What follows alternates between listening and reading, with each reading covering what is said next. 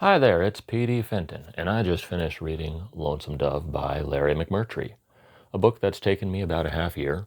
Admittedly, that's due to my own starts and stops as books become available from the library or other shiny things catch my eye and I run off in other ways, in other trails.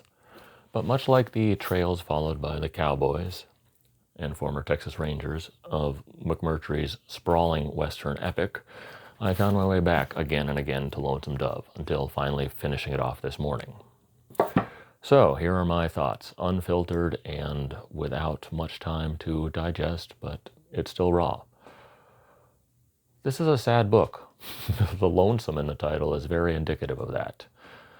The men lead lives of quiet desperation is a bit of a cliche, but there's a lot of unfulfillment going on here. We are following Gus and Call, two former Texas Rangers who set up a livery stable in Lonesome Dove, Texas, right on the Rio Grande border, who very early in the novel take it into their minds to start a cattle drive to Montana, which has never been done before in this story. The bulk of the book follows their cattle drive through the untamed American West, but even then you can see the changes. In their youth, they'd been Texas lawmen and seen huge swaths of buffalo. But there's one particularly eerie scene where Gus comes across just boneyards and boneyards and boneyards of slaughtered buffaloes, and one slowly moving old man just piling the bones into larger and larger piles. It's a vision of the West as it fades from one way to another. What had been would no longer be. Lonesome Dove was originally published in 1985. It's late enough into our history that McMurtry is using a postmodern deconstructionist view of the West, while still remaining in the trappings of the Wild West. We're seeing stories that would look familiar with John Wayne or Henry Fonda or Jimmy Stewart portraying them, but it's following more of the ethics or lack thereof that you see in the Sergio Leone films. There seems to be no overriding morality in the stories. Even the former lawmen, while they will hang cattle thieves or horse thieves when they come across them, don't mind rustling cattle themselves. In the novel Lonesome Dove, men are a law unto themselves. They do what they think is right. It reminds me of the book of Judges, where it says again and again that everyone did what was right in their own eyes. The problem is, other than the obvious, McMurtry's characters are stupid. I do not mean he wrote them stupidly. I mean he wrote characters that are rather dumb.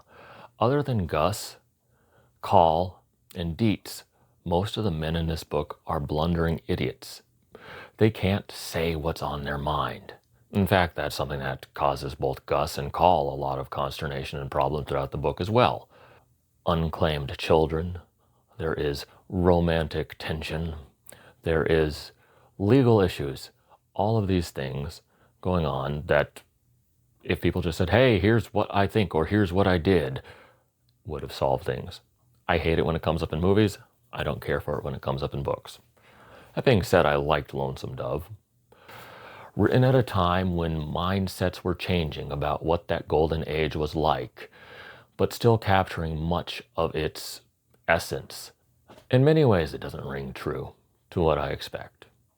But in other ways, it surpassed that. I know it's cliche to say something is evocative of the American West, but look no further than Lonesome Dove for a book that is evocative of the American West. I will say, death comes cheap in Lonesome Dove, and I don't necessarily think that's a bad thing, but there are many times I'd get invested in a character and their plot line and they'd just be snapped out. And that was the end of it. I'd need more resolution than that. That's just me as a modern reader, perhaps. I mean, the book is 40 years old this year, but I like finality to make sense. I don't want to pepper this book with too many spoilers, but the final and most impactful death of the book hits in the right way, lands on the right notes, and raises the right sort of sadness. It's not all bad. In fact, there's nothing bad in this book, just not to my taste. Many of the deaths and plot lines just resolving that way were not to my taste. It read throughout as if someone had decided to write a cozier version of Cormac McCarthy's Westerns. Obviously, nowhere near as dark as Blood Meridian or No Country for Old Men, but the same sense of almost nihilism pervades. McMurtry, like McCarthy, would have grown up in the era of cowboys everywhere. John Wayne at the movies, Lone Ranger on TV, even radio dramas, a blast from the past that almost fits the Pony Express era more than our own, would have been all about cowboys, white hats and black hats. Both men sought to write a more morally complex universe than the one portrayed in those easy pastel Hollywood versions of the American West.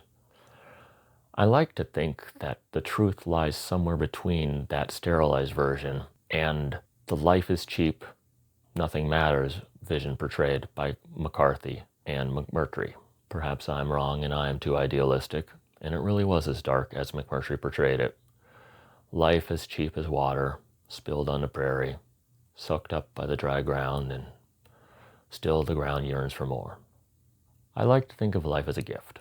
So when I read a book like Lonesome Dove, and they do not make it to a good end, or a fitting end, I feel somewhat cheated. But this too is a vanity and a chasing after the wind. And in all things that will be true, to some extent. Will I read the rest of McMurtry's books set in the Lonesome Dove universe? Perhaps, but not anytime soon.